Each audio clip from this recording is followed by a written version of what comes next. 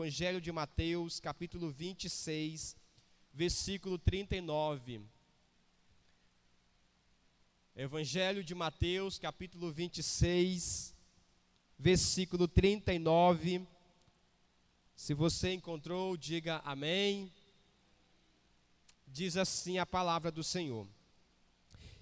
E indo Jesus um pouco adiante, prostrou-se sobre o seu rosto, orando e dizendo: Meu Pai, se é possível, passa de mim este cálice.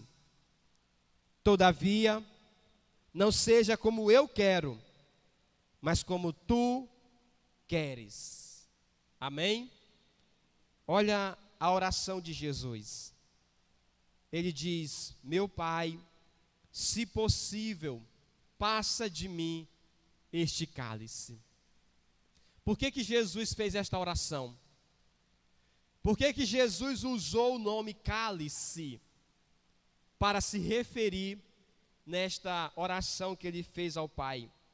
Qual o significado?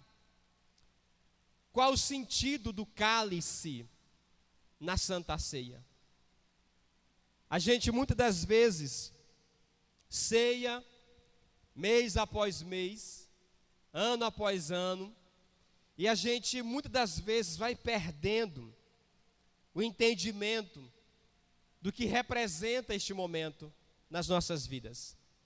E hoje eu quero em especial falar sobre o cálice, porque o cálice, ele está dentro da oração de Jesus. A oração que ele realizou no Getsêmani, a oração que Jesus suou sangue. Então, com certeza foi uma oração muito profunda. Com certeza foi uma oração que cada palavra foi expressada do mais profundo do coração. Jesus sabia o que estava orando. Jesus sabia cada palavra que ele estava pronunciando nesta oração. É interessante porque quando você continua lendo esse texto, Jesus faz a mesma oração por 3 vezes. Talvez se fosse nós, cada vez que a gente vai orar é uma oração diferente, né? Uma hora está orando por uma coisa, daqui a pouco já é outra coisa. Jesus foi orar 3 vezes, e as 3 vezes a oração foi: Pai, se for possível, passa de mim este cálice. Todavia, não seja feita a minha vontade, mas a tua vontade. Aí ele volta, vai onde os discípulos estão dormindo, ele chama a atenção dos discípulos, ele volta para cá de novo, ora a mesma oração: Pai, se possível, passa de mim este cálice. Mas que não seja feita a minha vontade, mas a tua vontade. Ele outra vez vai onde os discípulos estão dormindo de novo. Jesus retorna, ora outra vez a mesma oração. Uma oração que ele sabia o que estava pronunciando. E dentro da oração de Jesus está o cálice. O que é que o cálice representa? Qual o sentido? Qual o propósito? Qual a representação do cálice? O cálice, irmãos, ele representa o sofrimento e a morte de Jesus Cristo, que estava prestes a acontecer na cruz. Quando Jesus se refere ao cálice, ele está se referindo à sua morte, o seu sacrifício, ele está se referindo à cruz, ao que ele iria enfrentar dentro de algumas horas, porque esta oração aqui aconteceu na madrugada. Ele subiu na quinta-feira à noite, o Monte das Oliveiras. No Monte das Oliveiras tinha o jardim do Getsêmani. Da quinta-feira para a sexta-feira, entre a madrugada, é nessa madrugada que ele está orando. É nessa noite que ele está fazendo essa oração. Por isso que os discípulos estão dormindo, cansados, porque é madrugada. Ontem teve vigília aqui, E não foi nem até a madrugada. E tem gente que não vem. Porque as pessoas pensam logo assim, e se eu dormir? E o sono que eu vou perder? Os discípulos estavam dormindo. Jesus sabia que iria acontecer logo daqui a algumas horas. Ainda na madrugada ele vai ser preso. Judas vai vir com os soldados, vão prender Jesus na madrugada, vão levar Jesus para o sumo sacerdote e vai começar aquele processo todinho. De levar Jesus para Caifás, depois leva Jesus para Pilatos, depois Pilatos manda levar para Herodes, a Herodes manda devolver para Pilatos, fica naquele negócio todo, até que Pilatos lava as mãos e diz assim, olha, faz o que vocês quiserem fazer. E a multidão diz, crucifica ele. Quando dá 9 horas da manhã da sexta-feira, Jesus está crucificado. Ele é crucificado às 9 horas da manhã. Ele vai morrer às 3 horas da tarde. Então, das 9 até as 3 da tarde, são 6 horas que Jesus fica crucificado. Ele morre pontualmente às 3 horas da tarde. Então, quando ele está orando a Deus, passa de mim, se for possível, este cálice, o cálice estava apontando para esta obra da cruz. O cálice estava falando do que ele iria suportar, do que ele iria beber. Inclusive, quando, em vários momentos da Bíblia, quando se refere a beber o cálice, é esse o entendimento que a Bíblia está dizendo. É participar do sacrifício. É participar da morte e da ressurreição. Toda vez que na ceia nós dizemos assim, beba o cálice, é esse o entendimento que tem que vir à sua mente, ao seu coração. É eu participar, é eu ser um participante desta morte, deste sacrifício. Amém? Então o cálice representa esse sofrimento, a morte de Jesus que estava prestes a acontecer, para cumprir a vontade de Deus e redimir a humanidade de seus pecados, de suas angústias, de sua condenação. Jesus, ao pedir ao Pai, para que, se fosse possível, passasse dele esse cálice, Jesus queria saber se havia outra forma de ser realizado esta redenção. Porque, irmãos, você precisa entender que Jesus também era homem naquela realidade ali. Ele não estava ali simplesmente como Deus que não sente dor, Deus que não tem sofrimento. Não, ele estava ali como homem. Jesus era 100% homem e 100% Deus. É o que nós chamamos na teologia de deidade, que é a divindade e a humanidade ao mesmo tempo em uma pessoa. Se fosse você sabendo que você ia ser morto, no pior tipo de morte que havia naquela época. Morrer na cruz era o top das mortes mais terríveis, mais complicadas e difíceis para um ser humano. Era o da cruz. Pois é, Jesus era ser humano. E ele, como homem, ele tinha as suas debilidades da natureza humana. Por isso que ele, naquele momento, ele está angustiado. Então ele pergunta ao Pai se era possível passar aquele cálice. Mas ao mesmo tempo que Jesus faz esta oração, ele também ora falando o seguinte: Pai, a minha vontade é uma, mas a tua vontade é a que tem que prevalecer. Se a gente tivesse essa sensibilidade de entender que, por mais que você, irmãos, ore baseado em algo, mas você precisa entender, sim, Deus, é o que eu quero, a minha vontade é essa. Mas, se não for a tua vontade, pois que a tua prevaleça sobre a minha. Se a tua vontade não é como eu estou pedindo, então a minha tem que cair por terra. A minha tem que ficar sem validade. E a do Senhor é que tem que prevalecer. Tem pessoas que elas oram e ainda dizem assim: Deus, pois se não for assim, nem faz. Pois se não for do jeito que eu estou pedindo, nem entra no negócio. Porque eu quero desse jeito. Se o Senhor quer fazer diferente, então eu não preciso que o Senhor faça. Irmãos, submeter a nossa vontade à de Deus é uma das tarefas mais difíceis que um cristão pode realizar. Submeter a sua vontade à vontade de Deus é uma das tarefas mais difíceis. Sabe por quê? Porque a gente pensa que sempre está certo. A gente pensa que sempre está vendo a coisa da maneira correta. A gente pensa, não, Deus, eu estou certo sim, eu estou vendo a coisa da maneira correta. Irmãos, esses seus olhos, os nossos olhos, são tão carnais, são tão cheios de desejos. Inclusive a Bíblia diz que há 3 tipos, né? Os desejos dos olhos, que é a concupiscência dos olhos, a concupiscência da carne e a soberba da vida.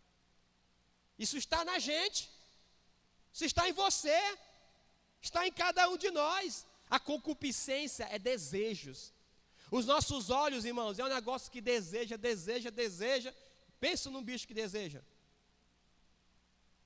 É por isso que a Bíblia diz assim, se os teus olhos estão te fazendo pecar, arranca esses bichos e joga fora. Hein, Darla Júnior? Arranca. Claro que não é literalmente arrancar, não é assim, mas é você matar a vontade dele. Ah, tu quer isso? Pô, não vou fazer. Você está arrancando ele. Quando você não realiza o desejo dele, você arranca. Essa passagem é considerada significativa, porque ela ilustra a profunda humanidade e submissão de Jesus, bem como sua relação íntima e sua confiança em Deus, mesmo diante de uma situação tão angustiante. Mostra a submissão de Jesus. Quando ele abre mão da vontade dele, ele está dizendo, Senhor, que a tua prevaleça, mesmo que me custe tudo, mesmo que me custe a minha vida. O cálice, ele tem esse significado. O termo cálice tem uma longa história simbólica na Bíblia e na tradição judaica. Na cultura judaica, o cálice era frequentemente associado a uma porção designada, uma tarefa ou uma missão específica a ser cumprida. Por exemplo, no Antigo Testamento, o profeta Jeremias recebeu uma visão de um cálice cheio de vinho que representava a ira de Deus que estaria sendo derramada sobre as nações.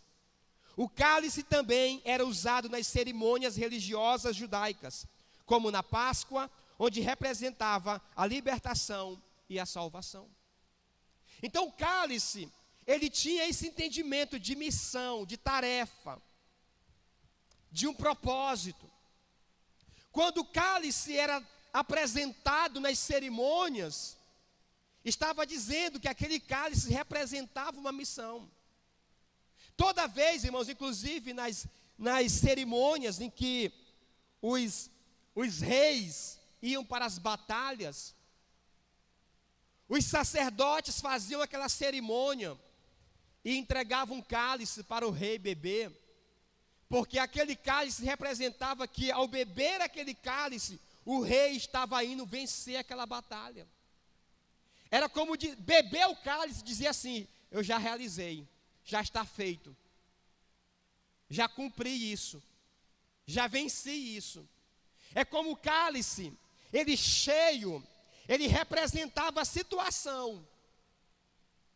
Ele cheio, ele representava aquela missão.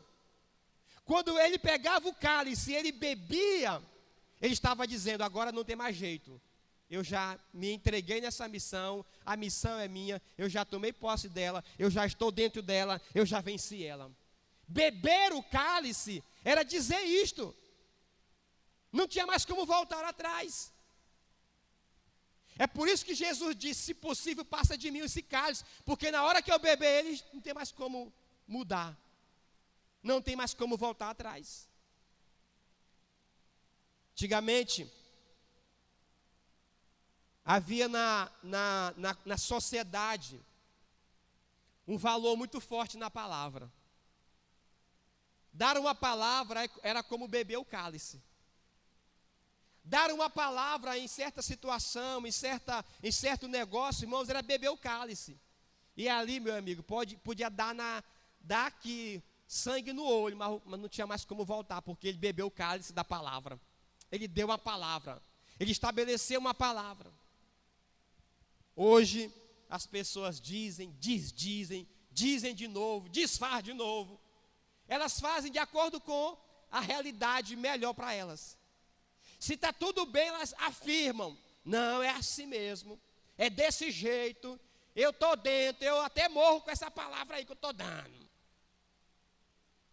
Aí na hora que a situação vira, a pessoa diz, não era bem aquilo que eu queria dizer, eu estava naquela hora com a cabeça quente, eu não olhei direito a situação, eu não calculei direito os custos. As pessoas hoje, irmãos, está assim. Está assim. Elas não bebem o cálice delas mais. Elas não bebem. Então, quando era... Obrigado por você trazer água, meu amado, que vai trazer muito sentido. Quando estava cheio, eles entendiam, aqui é a missão. O cálice está cheio. Beber esse cálice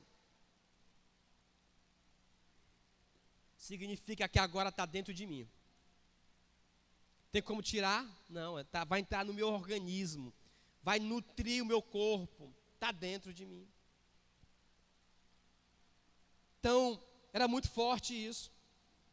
Ao usar a metáfora do cálice, Jesus estava se referindo ao seu próprio destino de sofrimento e morte, designado como uma tarefa, uma missão designada por Deus. Ele estava consciente de que estava prestes a enfrentar uma terrível agonia física e espiritual, carregando o peso dos pecados da humanidade.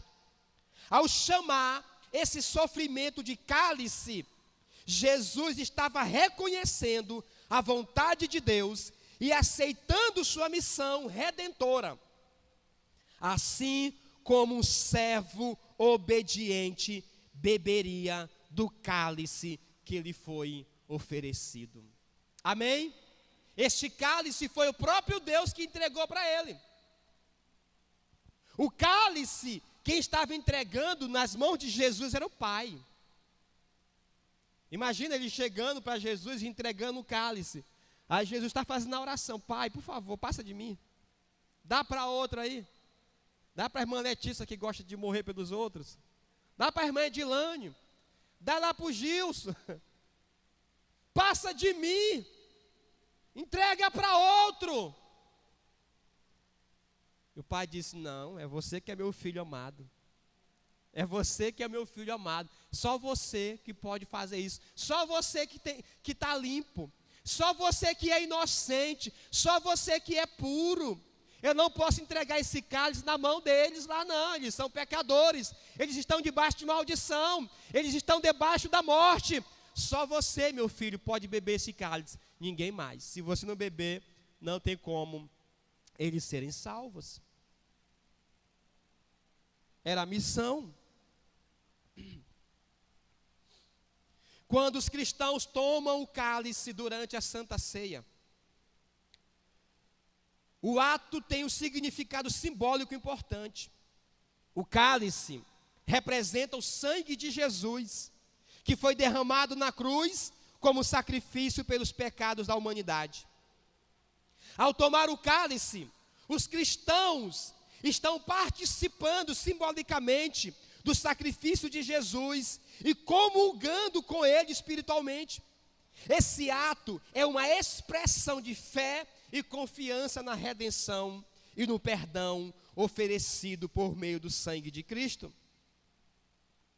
Ao tomar o cálice juntos, os crentes também estão expressando sua comunhão uns com os outros, como membros do corpo de Cristo. É um momento de unidade em que os cristãos reconhecem que todos são reconciliados com Deus e entre si por meio do sacrifício de Jesus. O ato de tomar o cálice também pode ser um lembrete do compromisso de seguir a Jesus e viver de acordo com seus ensinamentos. Ao tomar o cálice, os cristãos renovam seu compromisso de seguir a Cristo, de entregar suas vidas a Ele e de viver em obediência aos seus mandamentos.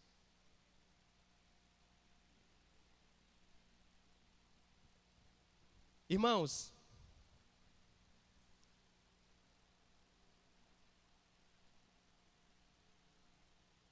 o cálice tem um significado tão forte,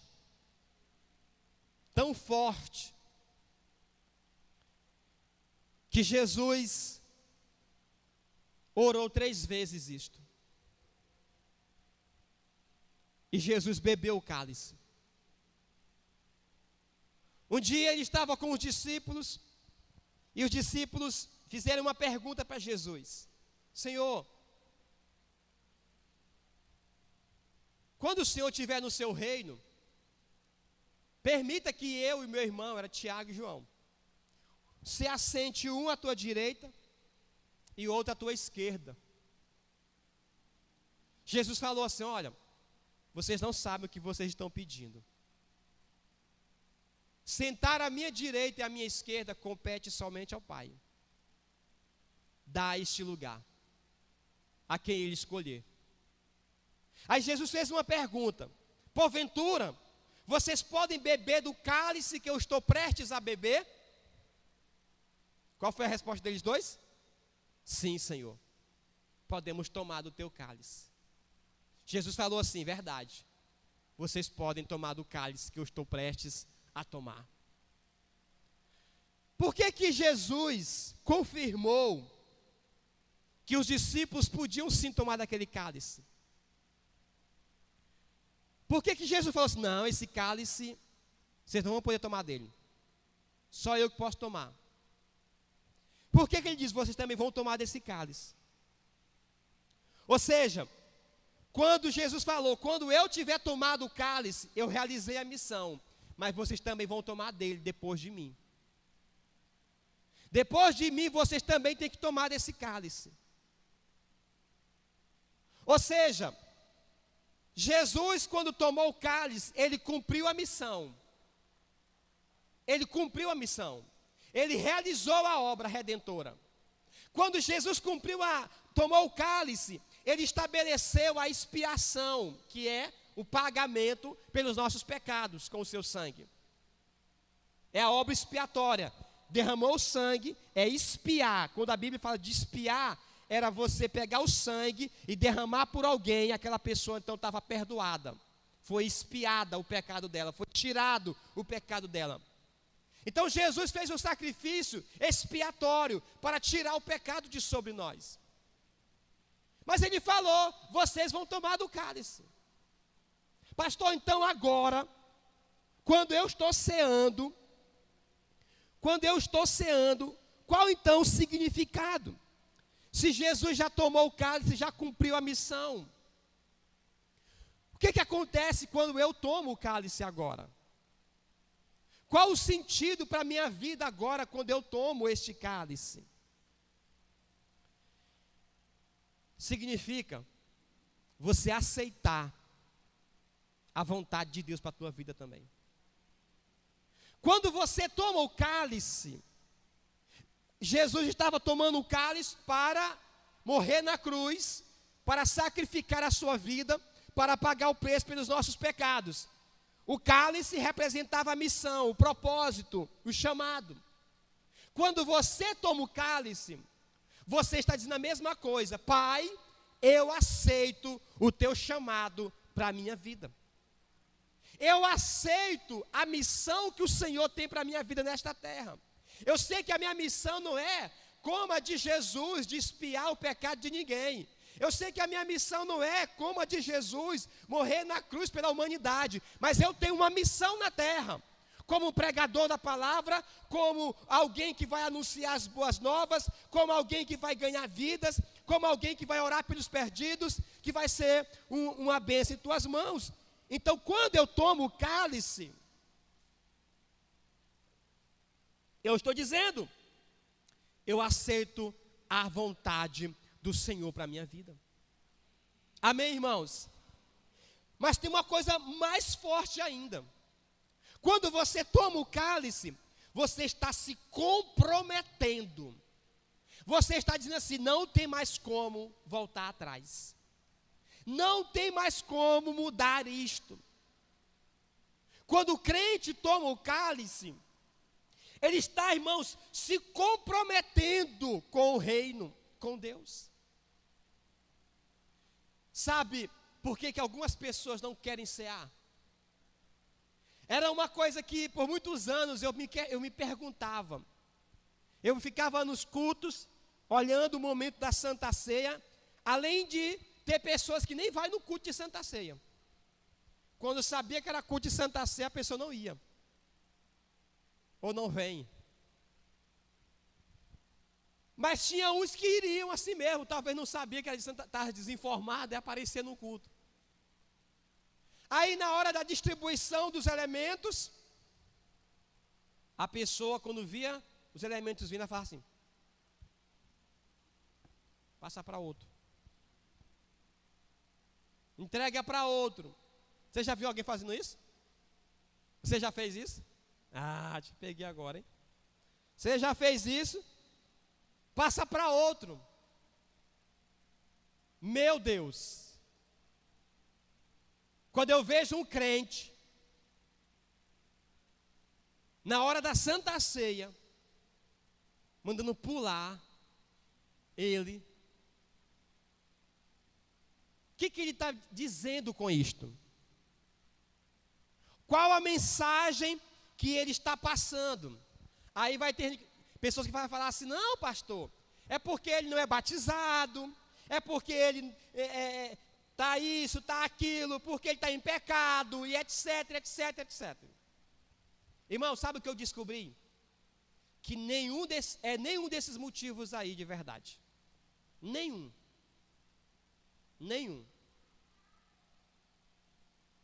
Porque, irmãos, se uma pessoa vem para a Santa Ceia em pecado, é só ir fechar os olhos e dizer assim, Pai, eu cheguei em pecado aqui, mas me perdoa. Irmãos, o perdão é instantâneo, automático. Falou, está perdoado. 0 quilômetro de novo, instantaneamente. Não é, meu Deus, me perdoa. Deus fala assim, pois tá bom, agora tu vai passar aqueles degraus, né, de tal, você vai agora se ajoelhar ali, vai meter uma chicotada nas costas umas 10 vezes, aí vai passar por cima de uns caroços de feijão, de milho, aí dá as 3, aí quando você, aí está perdoado. É assim? Pediu perdão, é como nunca perdoou. É tão tremendo, né, ser perdoado. É como nunca pecou, desculpa. É como nunca tenha pecado. Irmãos, o perdão é algo maravilhoso demais na vida da gente. Na mesma hora está puro. Então, dizer que eu não vou cear por causa do pecado, não é o motivo verdadeiro. Tem gente que pensa que é isso. Tem gente que pensa que é porque o fulano não foi batizado, e aí vai imaginando algumas coisas. Sabe o que Deus me fez entender? Por que algumas pessoas não querem cear? É porque elas não querem se comprometer. Elas não querem se comprometer. Cear é se comprometer. Quando você ceia, você está se comprometendo. E as pessoas, irmãos, têm medo de se comprometer. Principalmente quando o negócio não tem mais como voltar atrás. Por que as pessoas não querem, boa parte delas hoje, casarem? Casar no papel. Para juntar é igual juntar um monte de bregueço, velho. Vamos juntar, vamos juntar. Juntar, mano, não vou dizer aqui não, porque tem gente que está me ouvindo aí, pode se ofender.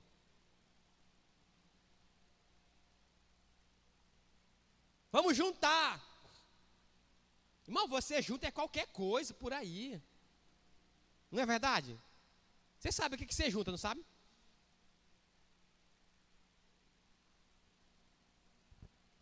Quando diz assim, vamos no cartório. Não, papá, não, isso aqui. Não, papá. Tem gente que está morando 10 anos, 20 anos com um indivíduo, filho de um... que toda vez que a mulher toca no assunto, ele pula longe. Rapaz, se eu fosse mulher, olha, sinceramente, se eu fosse mulher, homem ia correr estreito comigo. Porque, irmãos, a mulher é o bicho que mais tem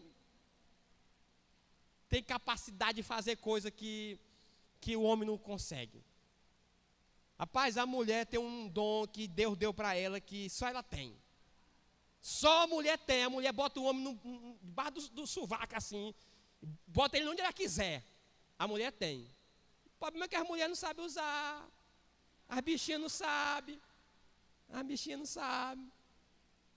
Aí fica, não, pastor, é o marido. Rapaz, eu queria era ver se eu fosse a mulher, se o cabelo ia me enrolar. Ia não, meu amigo. Ia não. Eu sou homem, eu sei as estratégias da mulher, eu sei como é que a mulher pode fazer para ganhar um homem, para botar o homem debaixo dos pés dela, fazer dele o que ela quiser. E as mulheres de hoje não sabem fazer isso, rapaz. Que coisa é essa? Que bicho é esse que as mulheres não estão perdendo o dom delas? A Bíblia diz que tem mulher que ganha um homem só com exemplo. Só com testemunho ela dobra o camarada. Mas não é isso o meu assunto aqui, né? Meu assunto é o casamento. Aí a pessoa fica enrolando o outro, enrolando. Por quê, irmãos? A palavra é, eu não quero me comprometer. Quando ele diz assim, não, é porque eu estou sem o dinheiro. Não, é porque, rapaz, eu estou muito ocupado, trabalhando demais. Não, é porque a minha mãe precisa vir, ela tá lá no Japão, ela tem que vir para o casamento. Aí não tenho dinheiro para trazer minha mãe. Não, é porque morreu fulano de tal, aí não dá para me casar agora, tem que passar 10 anos de luto para poder apagar a memória da pessoa. Não, é porque não tenho uma casa própria ainda. Não, irmãos, na verdade não é nada disso os motivos. É porque a pessoa não quer se comprometer. Ela sabe, se eu assinar esse negócio aí e botar essa aliança no dedo, aí, meu filho, não tem mais volta. Não tem mais volta, não tem mais saída para esse negócio. Bebi o cálice. Estou morto. Amém? Estou morto. Já é. Já estou na cruz agora, meu filho. É ir até o final. Amém, irmãos? O problema é que algumas pessoas entendem errado a coisa. Alguns dizem assim, não, pastor, eu estou carregando uma cruz. Fui beber esse cálice, estou carregando uma cruz.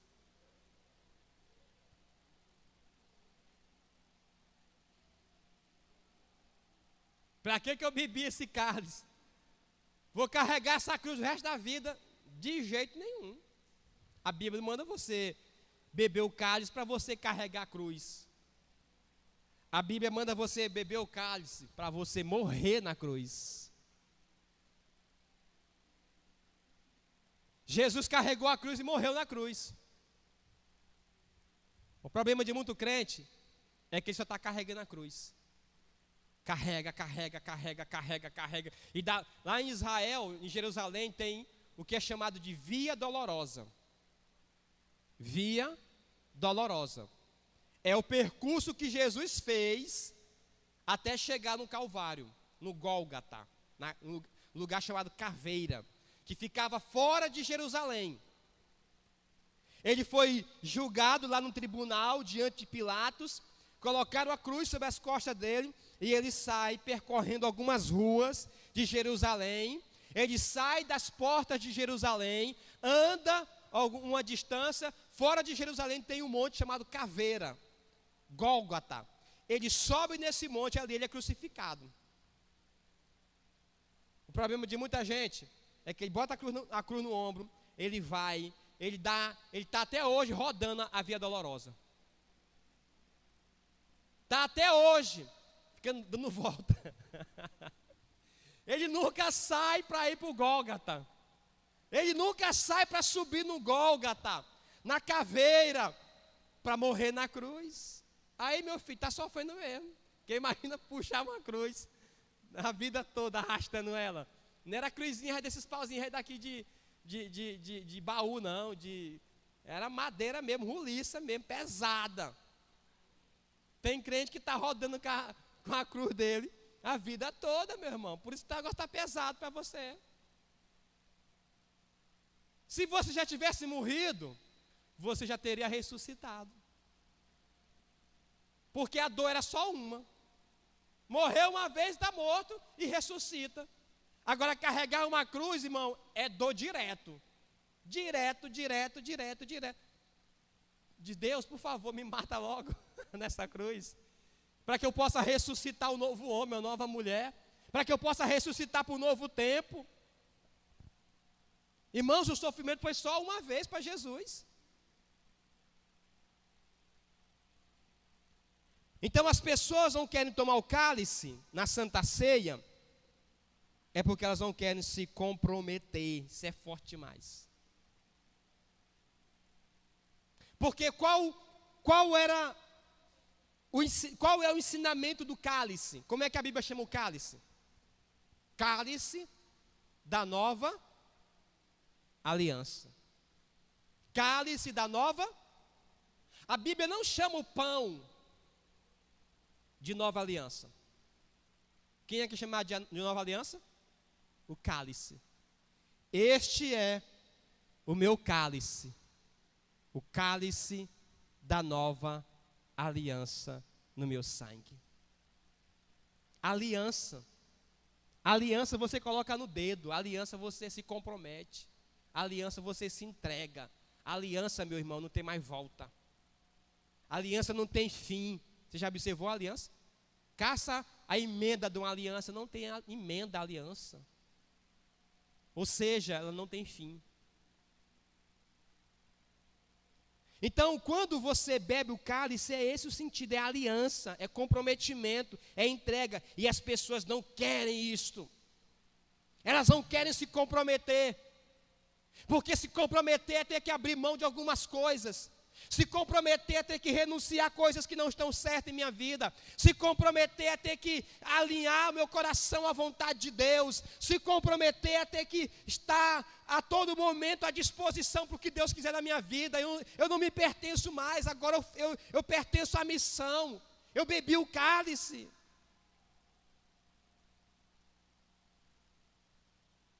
Irmãos, beba o cálice. Mas existem outras coisas que o cálice representa para o crente.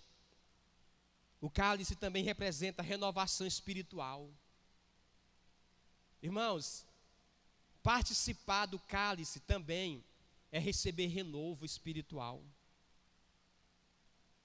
Toda vez que a gente ceia, é para ser renovado espiritualmente. As pessoas não fazem um novo casamento, depois de alguns anos, renova os votos, 25 anos, aí vai lá e faz de novo uma cerimônia, renovando os votos do casamento, 50 anos de casado, vai lá e faz de novo o renovo dos votos de casamento. Toda vez que você está ceando, você está fazendo o quê? Renovando os votos do casamento com Jesus. Toda vez que você ceia, está fazendo o quê? Estou renovando os votos.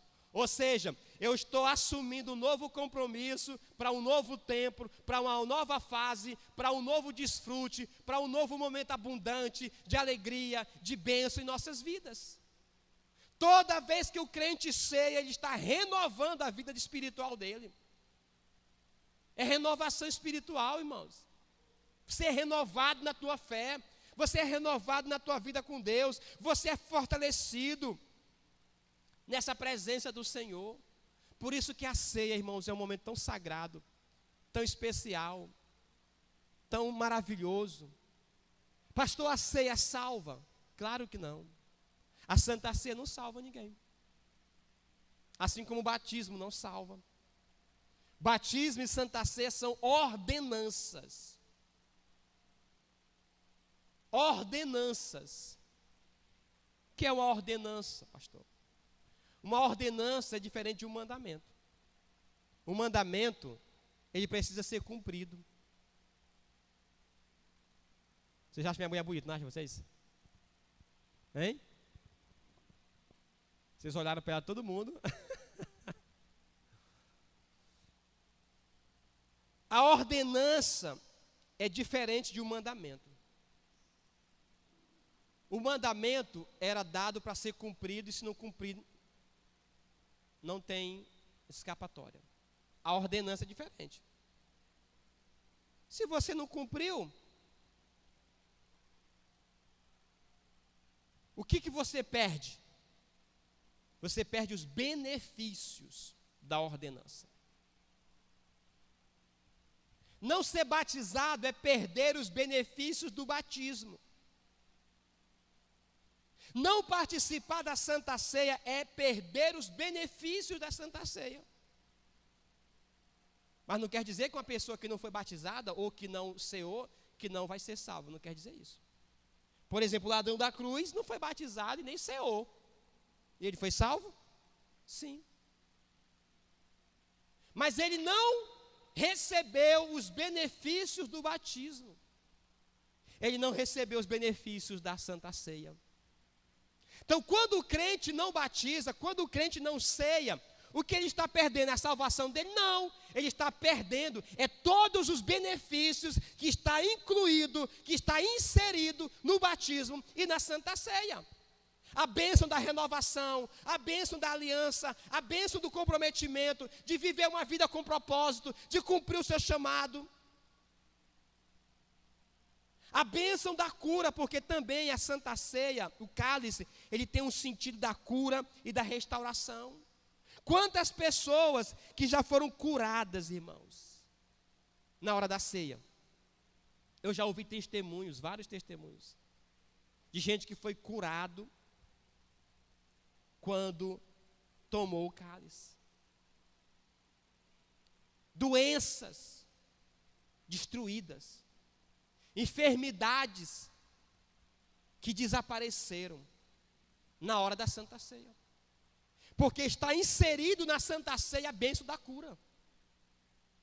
O sangue de Jesus nos cura de toda enfermidade. Outro benefício da Santa Ceia, do cálice, é a celebração da nova vida. Irmãos, quando você está ceando, você está dizendo: eu nasci de novo, eu sou nova criatura, eu morri, eu ressuscitei para uma nova vida com Deus.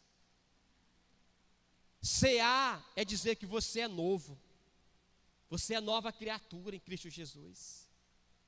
Tem gente que ele deseja ficar com a velha natureza o tempo todo, ele não quer celebrar a nova criação que ele é em Cristo Jesus. E por último, quando ceamos, quando bebemos o cálice, estamos antecipando uma festa celestial. É você beber antecipadamente do que vai acontecer no céu, a grande celebração da Santa Ceia no céu. Irmãos, toda vez que você está ceando, que você bebe o cálice, você está celebrando, você está antecipando já o grande acontecimento que haverá nos céus. Vai ter uma grande ceia no céu, que Jesus vai entregar para nós o cálice de novo. Então, quando você bebe o cálice, você já está dizendo, eu já estou lá. Diga assim, eu já estou lá. Amém? Você já está lá, nessa celebração maravilhosa com Jesus. Isso é tremendo demais. Vamos ficar em pé. Quero pedir